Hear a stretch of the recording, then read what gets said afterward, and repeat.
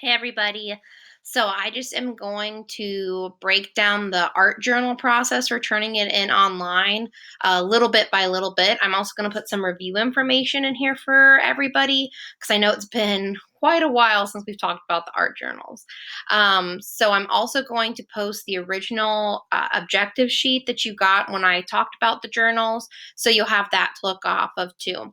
So, for your journals, you're going to be turning them in digitally. You will be taking photos of your art and then putting them in a Google Slides presentation to complete. And you'll also have to list media and description. That Google Slides presentation, you'll already have one in your classwork tab of Google Classroom, and you can feel free to edit it. Of course, upload your pictures, write stuff, but you can change colors, fonts, and everything like that. The journal objectives remain the same, so I just want to go over those really quickly if you have forgotten them. So you will be creating 6 pieces of art in your art journal, 7 for extra credit. Now things are a little bit different now. You don't have to complete them in your art journal. You could complete them on just a random piece of paper that you even use a pencil for. You could create a sculpture. You can really do anything now since we're just doing digital photo submissions of things. Open media, subject matter, and expression. I really want to see creativity and originality.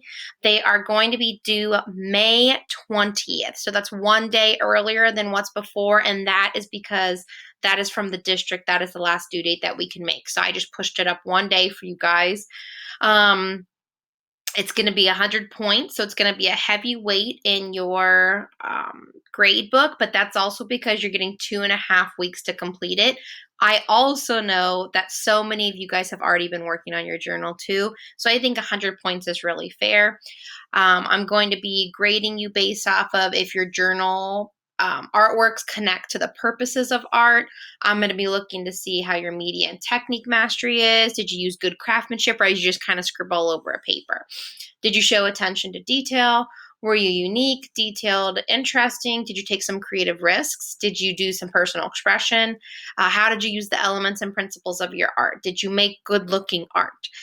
And what was your effort like? Did you throw everything together in a couple days, or did you kind of take these 2.5 weeks to really break apart your work?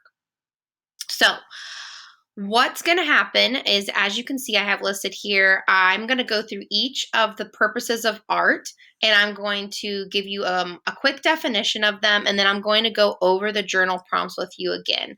I know some of you weren't there for that presentation, and maybe parents, some of you guys that are watching this, you want a little bit of a more detailed rundown of what the journal prompts are. So I'm going to go through and I'll use my mouse to show you guys this is this artist, this is this artist. And then the last slides, I'm going to actually show you some 3D examples from last year, my students from last year that did a similar project, but they didn't do it in a book. They did it all turned into me, like physical things turned into me. And then I'm going to also show you guys how to access your assigned Google Slides presentation and how you're going to really turn in your art. I know some of you guys are concerned with how to get photos from, say, your phone to your Google Drive. So please just watch each of these videos sequentially, and then complete your work.